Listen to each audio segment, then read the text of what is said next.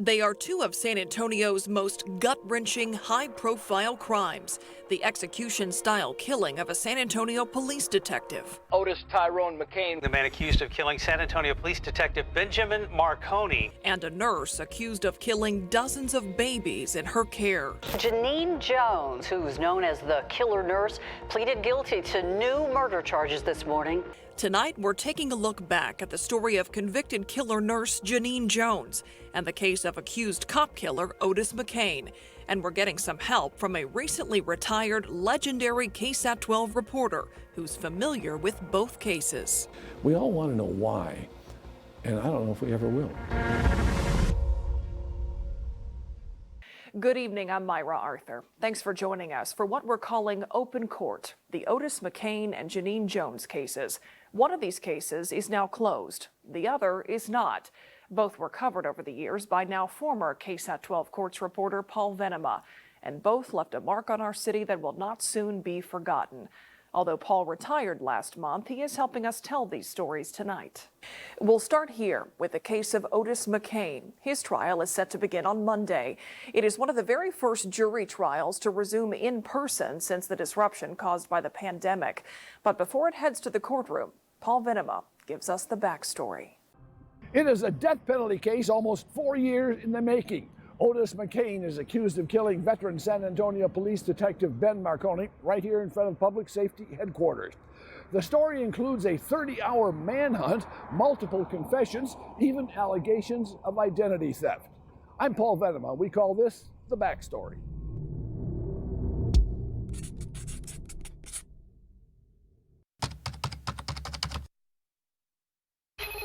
Tragedy hits home. A San Antonio police officer gunned down while on duty, sitting inside his patrol car. It happened just feet from public safety headquarters. Now officers on the hunt for the man who killed one of their brothers in blue.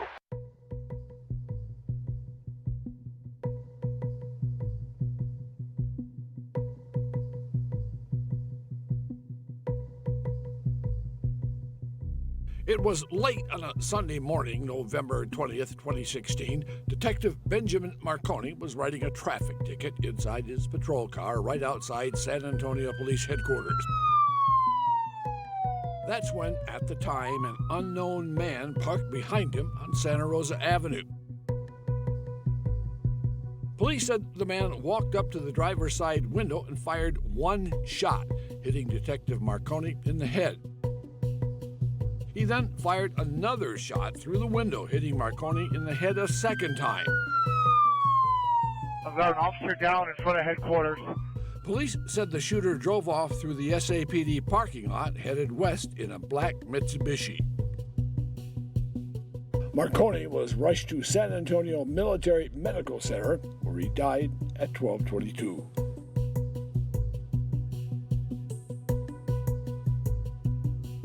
Most families will be celebrating the holidays.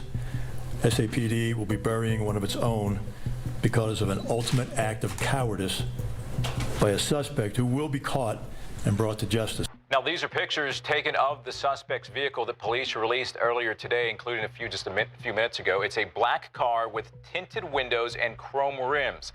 The suspect, described as somewhere between 5'7" and 6 feet tall.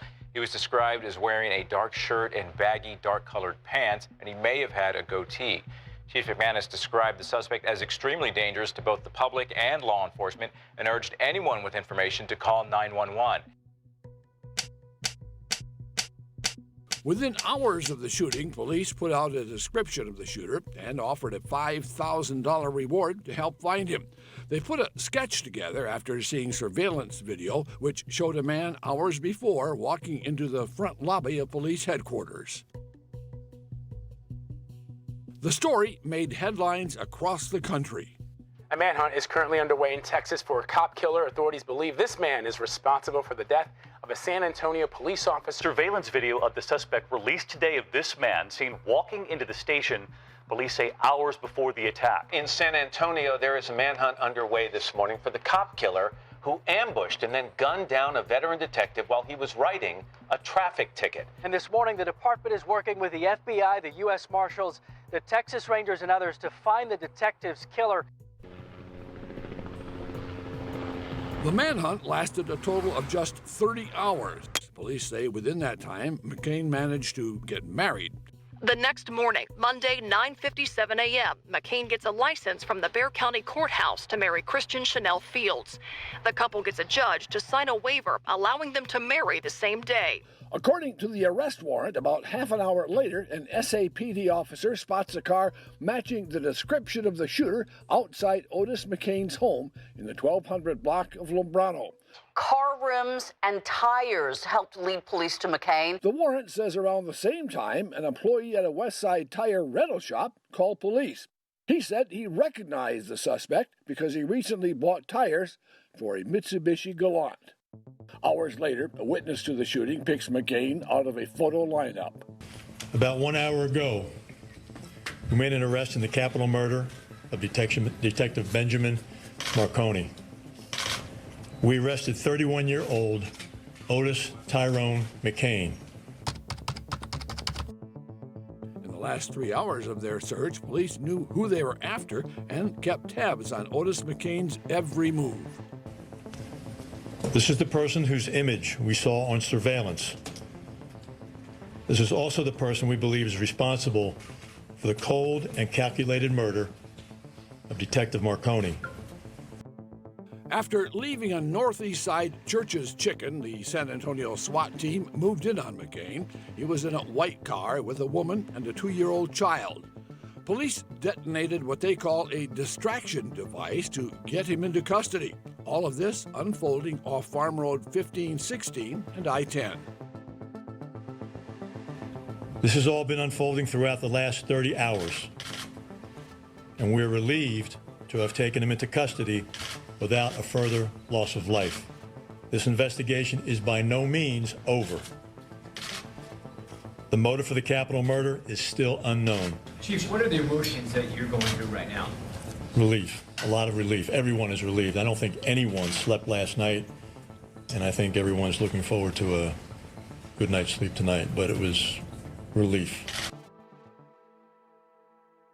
Breaking news out of Texas involving the ambush murder of Detective Benjamin Marconi. Police say a suspect has been arrested after a 30-hour manhunt. Investigators here saying that it was several leads that took him directly to Otis Tyrone McKane. He's a 31-year-old San Antonio man. Well, he seemed apologetic as he was led by officers. We got our first look at McKane when he was walked in handcuffs from SAPD headquarters, where this all began, to be booked behind bars. Otis McKane faced reporters as he was being led to the courthouse last night, and he actually spoke to those reporters. He had words of remorse and a still unthinkable explanation for the cameras. What were you upset about, sir? Society not letting me see my son. I lashed out at somebody that didn't deserve it. Do you know Officer Marconi? No, sir. What were you doing down here on Sunday? What was his fault that you wouldn't want to see his son? It simply makes no sense. If he wants to see his child, he's never going to happen.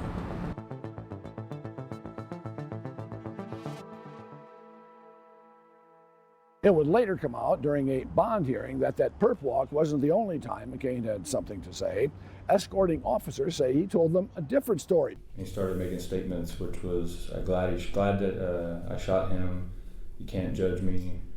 Says I felt good to do what I did, and I finally got somebody to listen. In a video confession 2 days after the murder, McKane reportedly told the lead detective in the case that he just wanted the police department to feel the burn that he had in his heart. You see an arm reach in and a firearm's put to the back of his head, and he's shot in the back of the head, and then he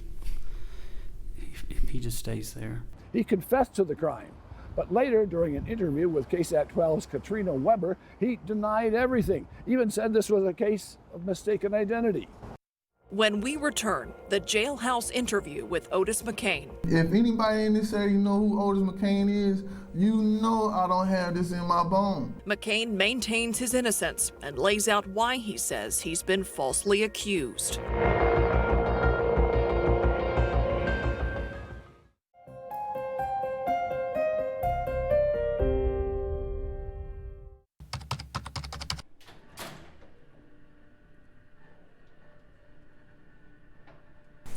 I'm doing okay besides the fact that people think I killed a police officer.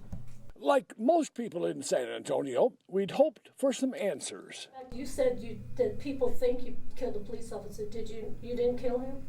I ain't gonna lie, man, we're gonna have a difficult time communicating if we just talk about this case, because that wasn't why I wanted to talk to you guys. Okay. I wanted to talk to you guys because I feel like it's a lot of things that occurred before this situation that led to this situation that has nothing to do with me at all. Okay. But McKane wasn't looking to talk about what happened that morning. There's video that we've been given that shows a man going up to the door and talking in the box and then going inside the lobby. Is that you in that video? Ma'am, first of all, I refuse to put myself in any situation or scene given the situation I'm in. I'm not gonna give you any answer about anything that had to do with what happened that day. Okay. Well, what about, let's talk about the past then, because you said there's some things leading up. Did you have problems with the police before? Did you have run-ins with the police? McKane said he's had years of trouble with police. First of all, in 2006, I went to court for traffic tickets that wasn't even mine. Traffic tickets, a family violence arrest, and false accusations in an HEB robbery all led McKane to think that someone had been impersonating him. He detailed 4 run-ins with the law dating back to 2006 that he says all happened after losing his ID.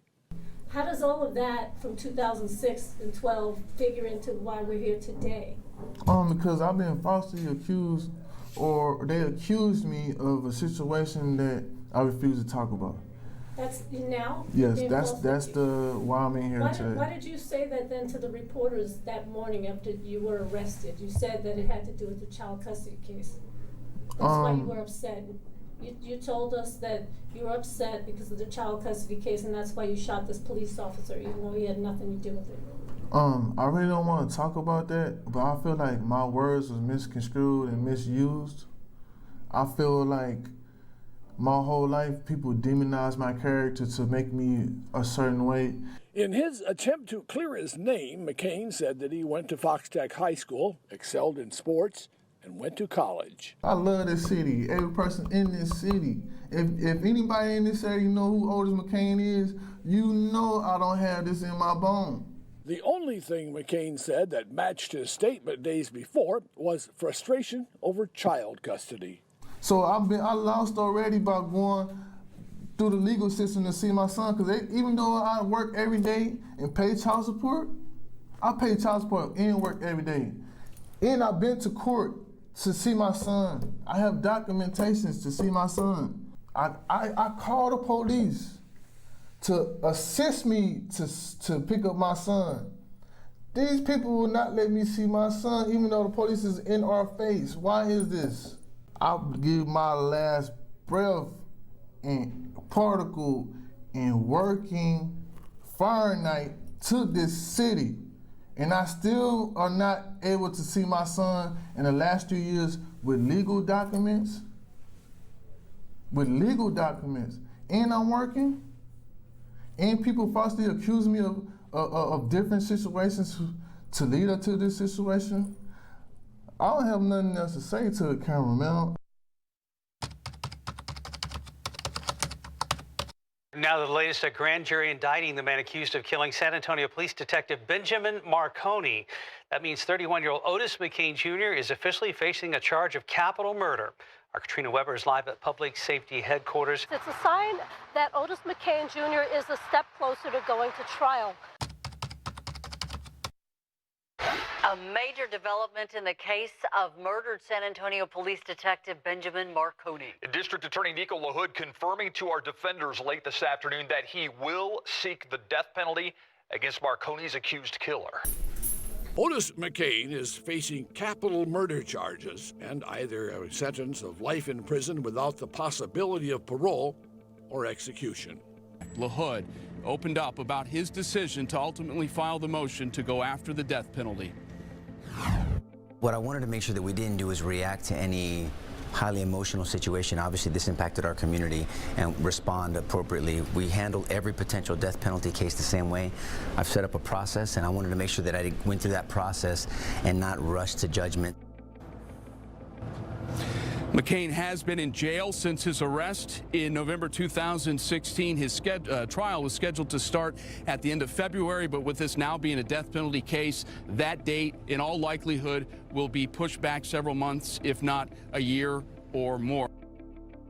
In 2019, while McKane waited for a new trial, a new district attorney, Joe Gonzalez, was elected. He said he would only seek the death penalty in cases that he considered the worst of the worst. The McKane case, he said, fits that criteria.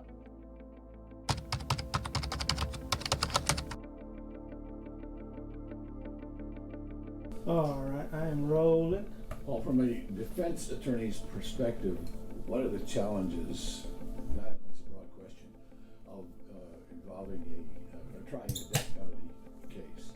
Well, of course, you realize it's the ultimate sanction when the state of Texas seeks to put someone to death.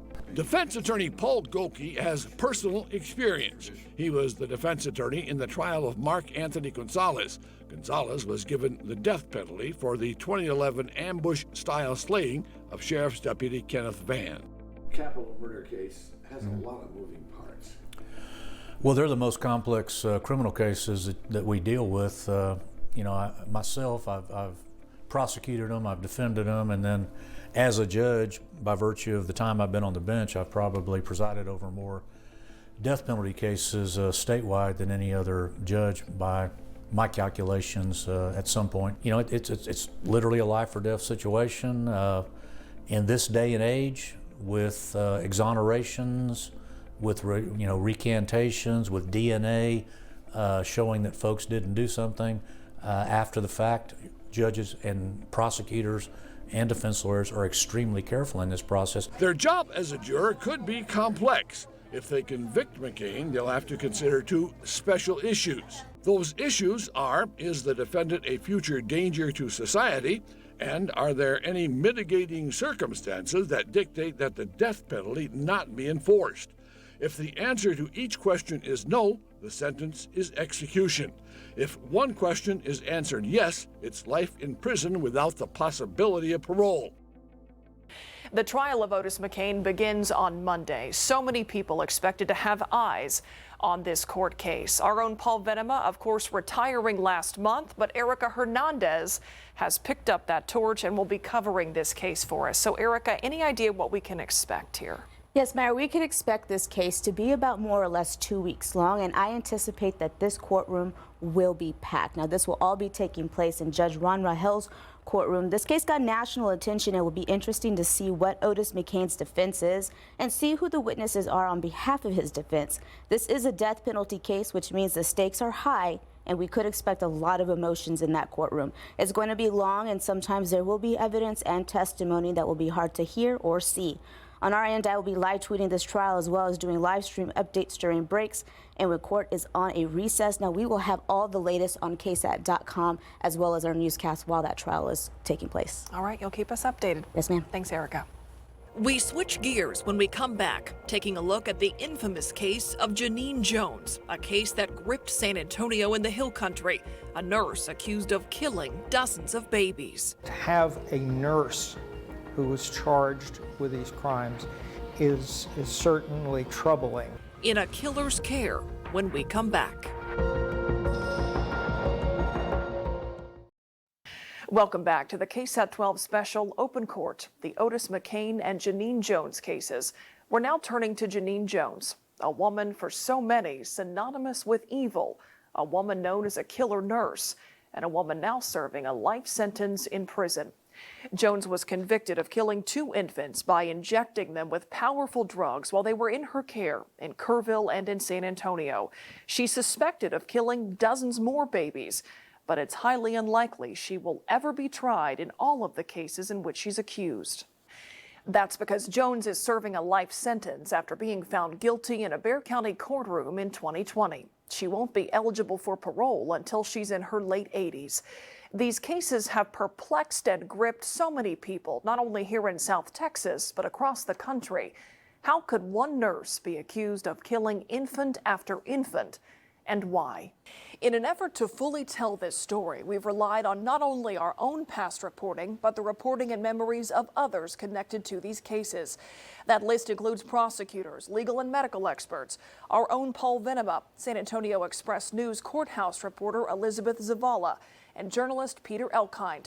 Throughout this show, you'll see passages taken from Elkind's 1989 book about Genene Jones, The Death Shift.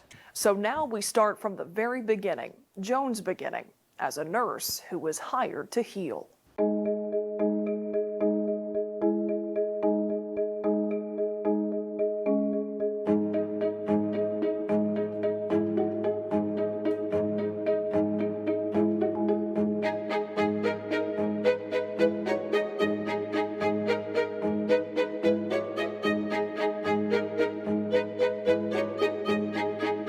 She was a very polarizing figure, a very divisive figure.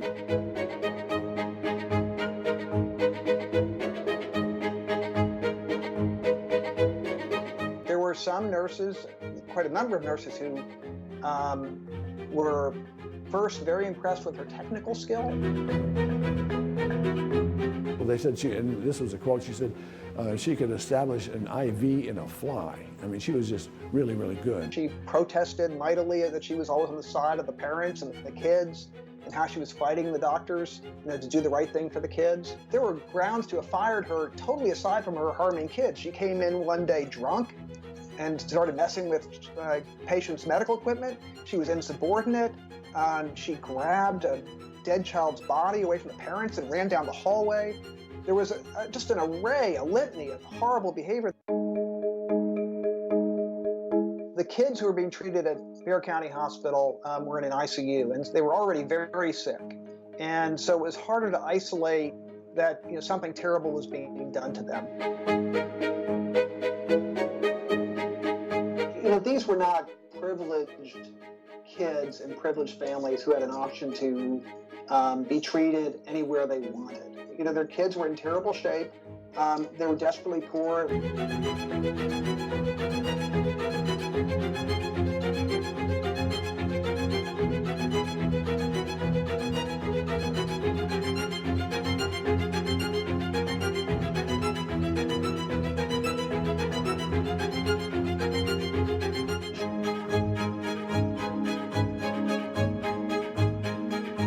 She came under suspicion because she happened to be the nurse who was on duty at the time that children were dying. Because this pattern was so dramatic of kids who had done well under other nurses, done well into other shifts, having emergencies when Genene was on duty and caring for these kids. I mean, to the extent that they literally called the shift she worked, the 3 to 11 shift, they began calling it the death shift, which is as chilling as it gets.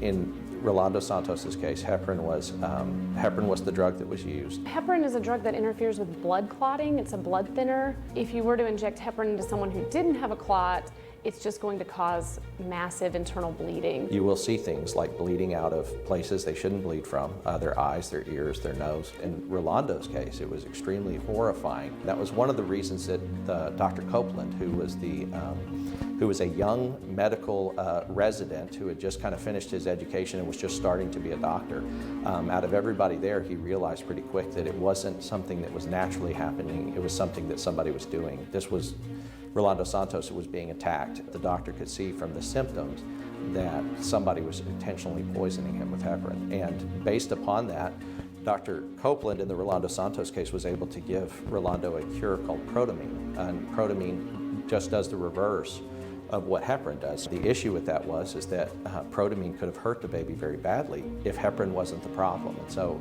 Dr. Copeland had to take a big risk, and it turned out that it worked out exactly as he thought, and he was able to save Rolando's life.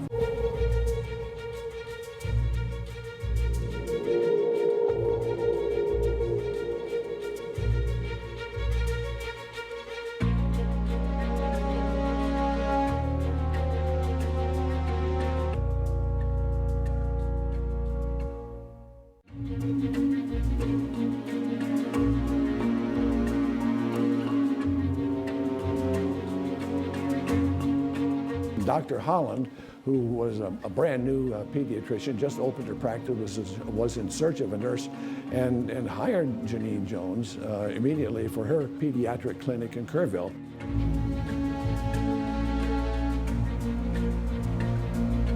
And in a period of 1 month, 8 kids had 9 separate emergencies and were rushed to the ER because they had stopped breathing. That was pretty hard to miss. Many children under their care had been developing some respiratory issues, and in each case, Genene Jones would somehow bring these children out of whatever episode they were dealing with. Their medical problems went from 0 to 120 miles an hour, in an instant. They came in with colds and flus before a routine baby checkup or shot, and suddenly they stopped breathing.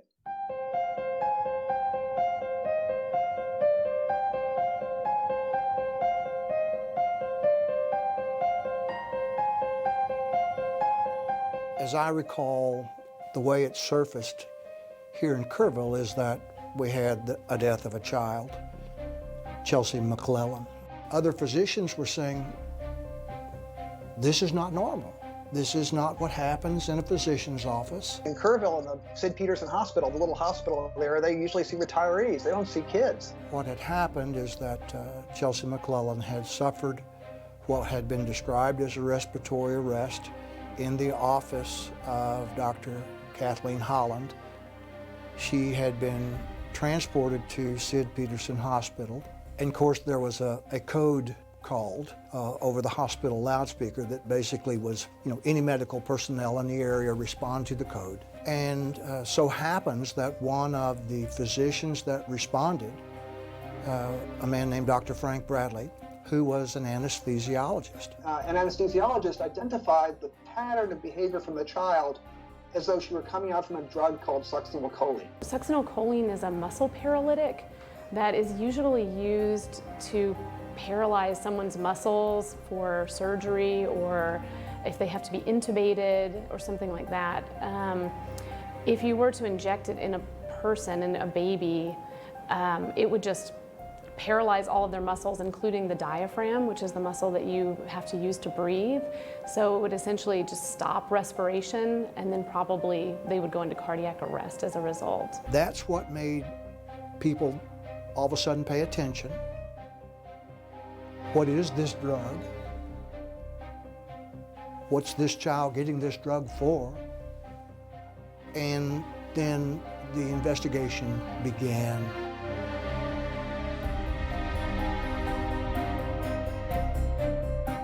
Inquiries are made in Dr. Holland's office, and they find out that, in fact, she did have succinylcholine in her office. It had been ordered by her nurse, Genene Jones. She checked her supply of succinylcholine and found that there had been a vial of succinylcholine missing. She asked Jones about it. She said, I don't know what happened to it, just say we lost it. Later, a bottle did turn up. She immediately became suspicious when she started putting 2 and 2 together. So she turned that vial over to Texas Rangers, and that's how that began to tie Jones into the death of Chelsea McClellan.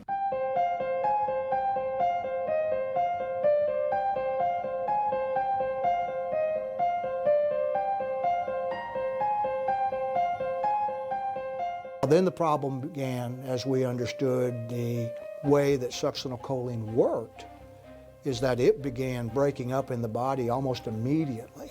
Then the next step began to be, how can we prove that this child was in fact given that drug? And the initial autopsy report came back as sudden infant death syndrome.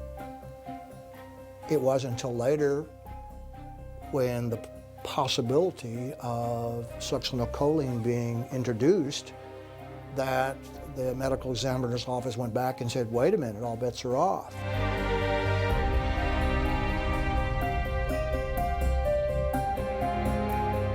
We then pursued exhumation, knowing that we had somebody that would test the tissue.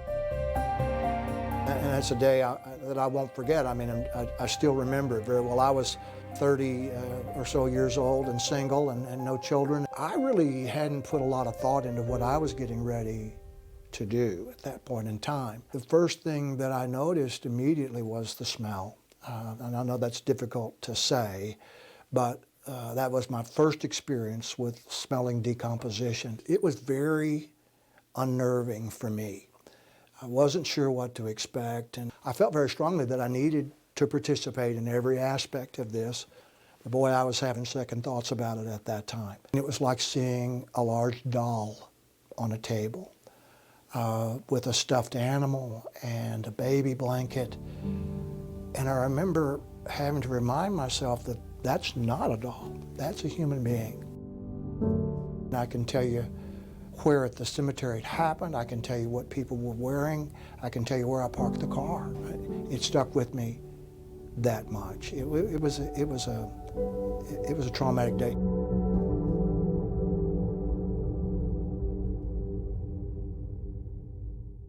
A routine checkup that turned deadly, resulting in the murder of 15-month-old Chelsea McClellan. She said she suddenly went limp, in her words, like a rag doll. That fatal encounter detailed during Genene Jones' first murder trial.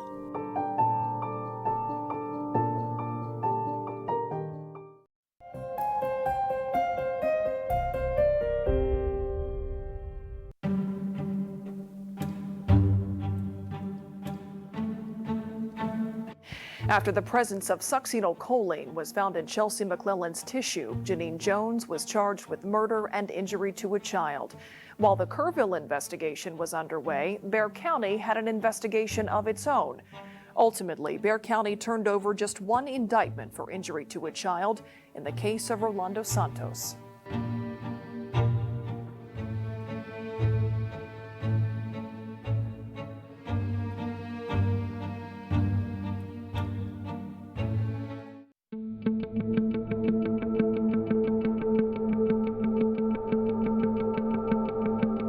By the time we tried this case, we were well aware of the attention it was receiving and did not have any idea of the implications of it, but we knew that it was being watched nationwide. I remember reading about Genene Jones when I would come home from college. I began to, follow that as a student journalist, and it was the talk of my parents' home whenever I would come home. We tried this case in Georgetown. We were in the small courtroom. It was packed every day. Ron was able to convince a judge to let us talk about all of those other incidents, so we weren't having to deal with one incident involving Chelsea McClellan. We were able to show a pattern of behavior with several different children. The testimony of Chelsea McClellan's mother, Petty McClellan, it was just gut-wrenching. Petty McClellan takes the stand and basically describes the day of what had happened earlier that day. She had to tell how she had taken her daughter to the clinic in Kerrville, Dr. Kathleen Holland's clinic, for just a routine checkup. Why were they going to the doctor? There wasn't anything wrong with Chelsea, as I recall. It was a routine checkup. She brought her in there. She was given what she was told were routine shots by Genene Jones, Dr. Holland's nurse. She had been a premature baby, but so she was being monitored a little more closely. And then literally for them, all hell broke loose. And within just seconds after that, and this is according to the testimony of Petty McClellan, and like I say, I can almost hear it to this day. Petty is walking through this step at a time, and then of course as we get to the respiratory arrest, the trip to the hospital, the ambulance ride, it becomes more and more intense. She said she suddenly went limp, in her words, like a rag doll. She said she just went limp, and she said she looked up, her daughter looked up at her and looked right at her in the eyes and was whimpering and was trying to say, "Mama," but couldn't get it out. Petty is having more and more difficulty telling us about the situation. She's very, very emotional, very choked up, a lot of difficulty in talking. You can tell that she's one step away from being sick. She's crying, she's sobbing profusely. If you looked around the courtroom, there was not a dry eye in that courtroom. Everyone was crying. All of the jurors were crying. The judge was crying. The audience was crying. Everyone was crying except Genene Jones.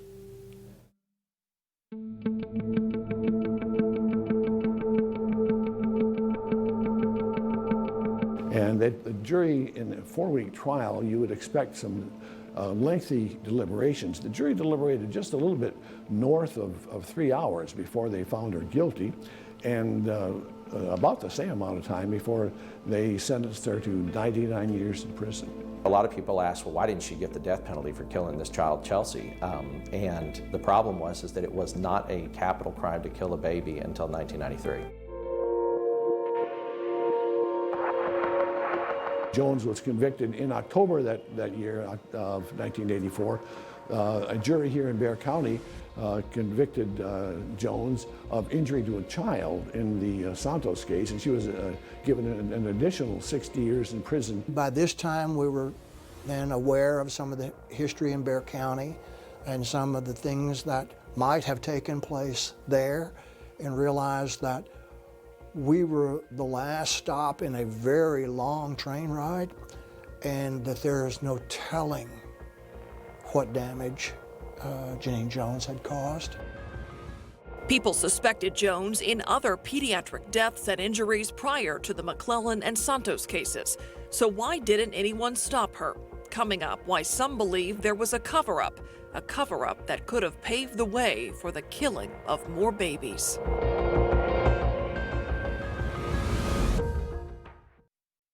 It's a question that's been asked for decades now. Did Bexar County Hospital, which would later become University Hospital as it's known today, respond appropriately to the deaths in the pediatric intensive care unit? The hospital has never been formally charged for mishandling the situation. But as our Dylan Collier explains, some suspect a cover-up may have been the reason it took so long for Genene Jones to be punished for her crimes in the San Antonio area.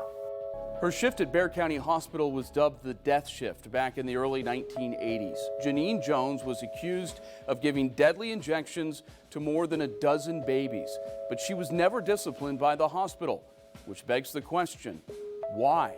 It was the nursing hierarchy in the medical center hospital. The doctors, the nursing administrators, the hospital administrators, the medical school officials who knew she was had every reason to believe she was harming kids under her care, but refused to do the right thing, who failed to stop her and allowed her to continue to harm kids and go off to Kerrville, where she murdered one child, injured 7 others. Several hospital staff members noticed a remarkable spike in deaths and emergencies of children under Jones's care and raised the issue with administrators. Complaints led to several investigations, but investigations did not lead to disciplinary action. In fact, author Peter Elkind reported that San Antonio law enforcement officers weren't made aware of the issue until after the investigation began in Kerrville. The hospital administration at that time was extremely fearful of lawsuits, and they felt as if, based upon what we've read, they felt as if they called Jones out or fired her, then attention would be drawn to the fact that there was an abnormal amount of baby deaths on that floor. Jones was not let go for the suspicious deaths. Instead, there was another response. They intentionally, what looks like intentionally, created a plan to get rid of all of the LVNs, which would include Genene Jones, and I guess with the thought that if they did that, it wouldn't draw attention specifically to her. Miss Jones was given a letter of recommendation from the hospital saying that she was an asset to the hospital, that she would be an asset to any other place that she worked, and that she was not leaving or being fired because of any bad performance, but because they were reorganizing the unit. That letter of recommendation was forwarded to Kathleen Holland, who of course went on to employ her in Kerrville, where several children experienced medical emergencies while under Jones's care, and Chelsea McClellan was killed after being injected with succinylcholine.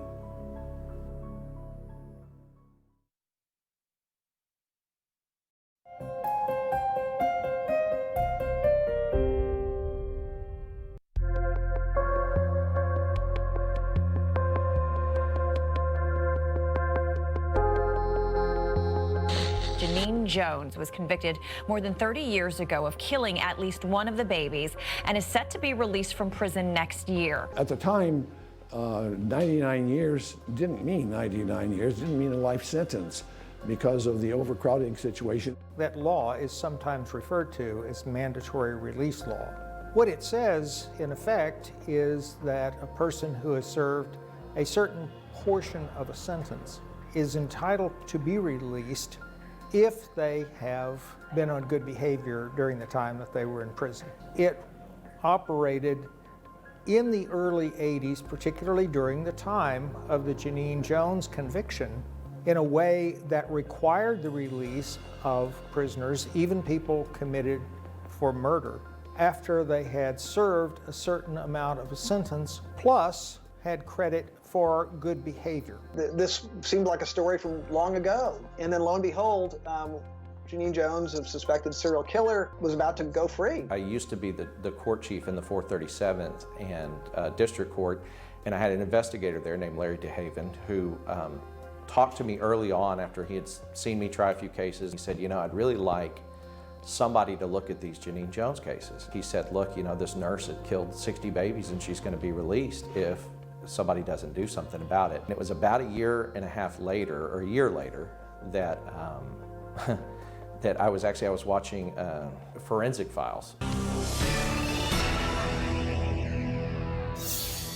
on one of those shows, and the show was about Genene Jones. It was at that time as it renewed my interest, and I really had some time that I could work on it, that I went to Nico and I talked to him about it, and I said, look, I'd really like an opportunity to look into this and to see what we can do because her release date's coming up pretty quick.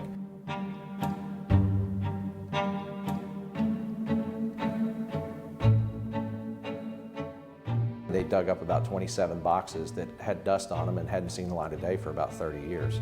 And we just opened them up, and then I started working from about 5 p.m. to midnight for about a year and a half. Every day after work, I would just go through those boxes, categorize them, figure it out, see what cases there were. And there were, you know, just medical records and grand jury testimonies and all kinds of things. So once we got a good handle on that, we ended up finding 5 cases that I believed that we could prove beyond a reasonable doubt at trial that Genene Jones murdered those babies. 5 p.m. to midnight every day after serving as the chief prosecutor for a felony court. That's right. That's extreme dedication. Why is it so important to you? The first mother I talked to when we were still kind of getting it going was Patty McClellan, who was just an incredibly strong, inspiring person. After talking to Patty, I realized that it's not theoretical. It's real people that have a real stake in it, and there was a lot of stakeholders.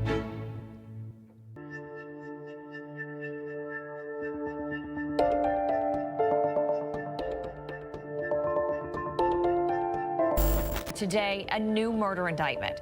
She was indicted on 2 cases during the summer of 2017. And then a couple of months later, she was indicted in more cases. A new charge against a convicted murderer known as the Angel of Death.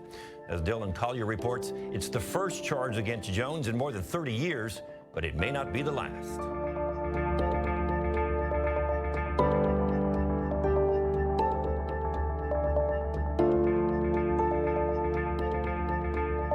In other news, she's suspected of killing up to 60 babies, but could be a free woman in less than a year. The Bexar County District Attorney appears to be bound and determined to not let that happen. Nico LaHood announcing 2 more murder indictments against Genene Jones, the so-called Angel of Death. Months from her projected release date from prison, so-called killer nurse Genene Jones facing a new 5th murder indictment. Jones now charged with the 1981 death of infant Paul Villarreal.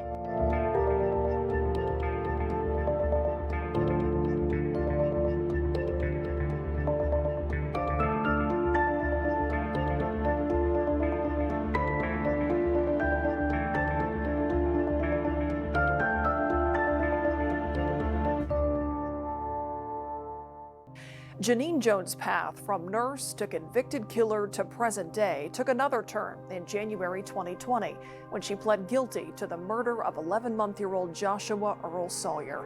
RJ Marquez walks us through what led up to that plea agreement, which finally gave the families of the Bexar County babies a sense of closure.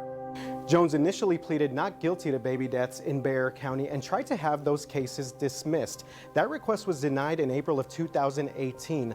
Prosecutor Jason Goss testified during an April 2018 hearing that a prison inmate had written a letter that claimed that Jones had admitted to the crimes.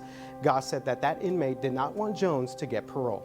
The inmate also claimed that Jones had told her that she did not kill the babies. The voices in Jones' head did. I did obtain, much more recently, information about, first of all, a letter that she had sent to the nursing board where she offered what appeared to be a semi-confession, saying that she had indeed done heinous things.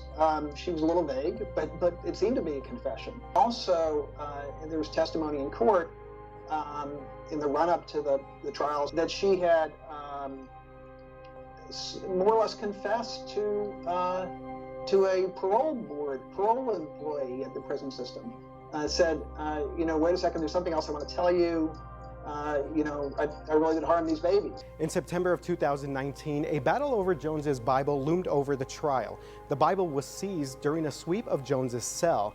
Jones wanted the Bible back, but prosecutors at the time believed it had value to their case. There are some handwriting of Genene Jones in her Bible, some references to children, to sin, to sort of a variety of things. I did the worst thing, in quotes, gave it all away to Satan. Today, underlined, I take it back, underlined. Well, what is that referencing? I don't know. Months later, Jones would make a deal with prosecutors. She pleaded guilty to Joshua Sawyer's death in 1981.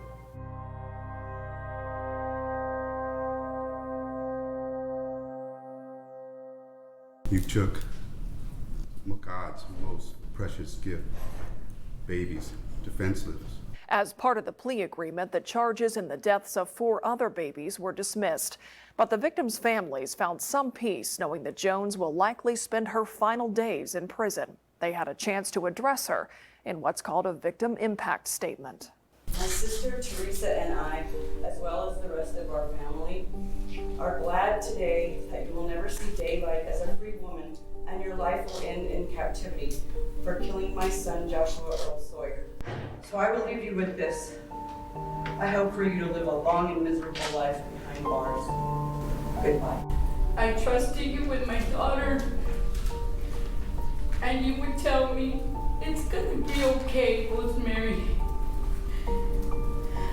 My baby girl, Rosemary, never had a chance in life to go to school, to get married, and to have my grandbaby. I pray to God you never come out to her. No more babies in the world. 40 years have gone by since you took my baby's life, and I hate you for that. And I often wonder how a person can sleep at night after taking so many helpless babies' lives. You must have a very large black heart. At this point, I'm not saying that I forgive you. There is only one person we must answer to, and that is God.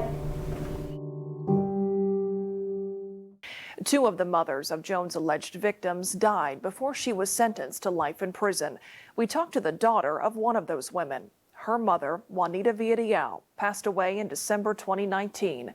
Villarreal's daughter was in court the day that Jones pleaded guilty in the most recent case, there for not only her mother, but the brother she never knew. She passed on December 11th, the morning of December 11th. She was pronounced at 5:30 a.m. Melissa Luna never expected to say goodbye to her mother the way she did. At 64 years old, Juanita Villarreal had sudden onset pneumonia. Her body shut down, and she died in hospice care just days later.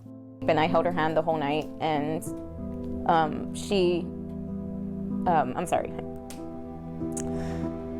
I just couldn't. I had to hold her hand. I had to let her know. That was my way of being able to let her go, to say, hey, you're not alone. Luna had been by her mother's side long before she took her last breath. She was her mother's companion in court, helping Villarreal, who spoke mostly Spanish, understand each legal step in the case against her son's accused killer, Genene Jones.